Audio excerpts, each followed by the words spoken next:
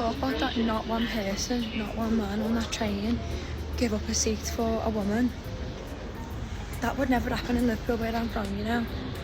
Like, just fucking ask someone if you want to see it. Like, a woman's being stood up the whole journey, even if it's a half the journey.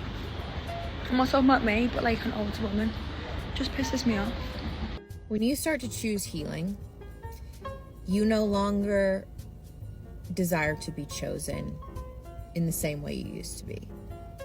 You no longer beg people or change yourself in order to be chosen, and you get into the driver's seat and you start doing the choosing. And you say, I'm the one that's deciding and choosing what I'm going to entertain, who I'm going to spend time with, what kind of opportunities I say yes to, the experiences that I call in, and I'm doing that based on a core set of values that are in alignment with the truth of who I am, who I want to be, and who I'm becoming. And if it doesn't align with that, then it's a no for me. That's how you know you start healing, when you're doing the choosing versus trying to be chosen. Now, I must be honest. In the past, I assumed that healing in this context referred to women moving on and picking up the pieces after a bait and switch, a nasty encounter with a toxic man. Now I know better. The no longer desiring to be chosen the way you used to be is in reference to the harsh realization that these females will always be Chad's one of many's and never his only. Dating is going to be incredibly frustrating if you're not good at reading between the lines. The phrase, the begging and changing, what she means by this is, Chad, forget about all these females, focus on me. Tyrone, I did stuff for you beyond the bedroom.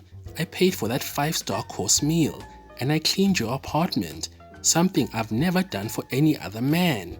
Forget about Keisha and Kaylee and focus on me. And the phrase, deciding and choosing in what I'm going to entertain. Well, let's just say if you fall into that category, it is anything but a W. I do not accept a coffee or a walk as a possible date option, and neither should you. First of all, I'm not a dog that needs to be walked. Second, I have an espresso machine at home, works fabulous. We're not doing drinks either. You're gonna try to get me drunk and take me back home. No. We are doing dinner. You're gonna pick me up. We're gonna come to the restaurant. We're gonna see your table manners. We're gonna see what you order. We're gonna see, do you hold your chopsticks correctly? We're just gonna, study you a bit. Okay, so dinner it is. A few moments later. I started the egg freezing process. I did some preliminary tests which showed that my egg count is really low. And I know a lot of women struggle with this. I had a ovarian surgery last January, and I knew that I have endometriosis and had like a giant cyst on my ovary. And the doctors told me that did tell me that might affect my fertility, but we didn't even start like the actual egg freezing, so it still might be that my eggs are high quality, but there's just not a lot of them. It's just so sad. I've been like crying the entire day, and people say like, oh, you're not alone, this happens to so many women, but I mean, it feels very alone. Lonely. I don't know. Like, I just feel this giant pain in my stomach right now. How's your day going?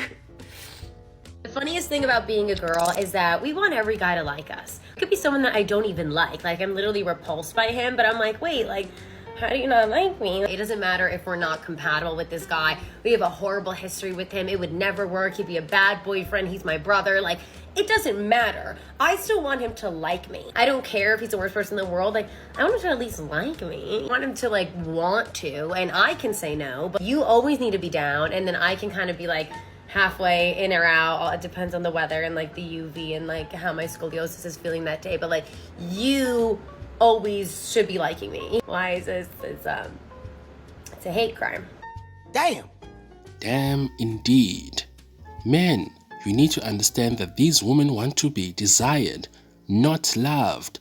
Hopefully, Just hopefully, someone who's in the friend zone or a simp can see that his presence, besides paying for meals and rent, under the guise of being a bestie, is only good for an ego stroke. To paint a picture, you see yourself as a king, and you've spotted a gorgeous princess that you want to make your queen. Sorry, dear chap, you have it backwards. You are the court jester, or the hard-working blacksmith who must constantly pedestalize her grace when Prince Chad or Duke Tyrone from the top 1% kingdom aren't inviting her to the royal gala, or is refusing to give her an audience after he's clapped the hindquarters. Alrighty everyone, thank you so much for watching. Don't forget to like and subscribe and comment. Until next time. Why does every man I talk to find it so shocking or think that I'm lying that I'm like high-key celibate right now? Like, just because I'm a baddie yaddy yaddy doesn't mean my punani's open for anybody. And I think men have this misconception that like baddies or whatever can get anyone, but it's like we don't want just anyone, and that is why the girlies are born again virgins.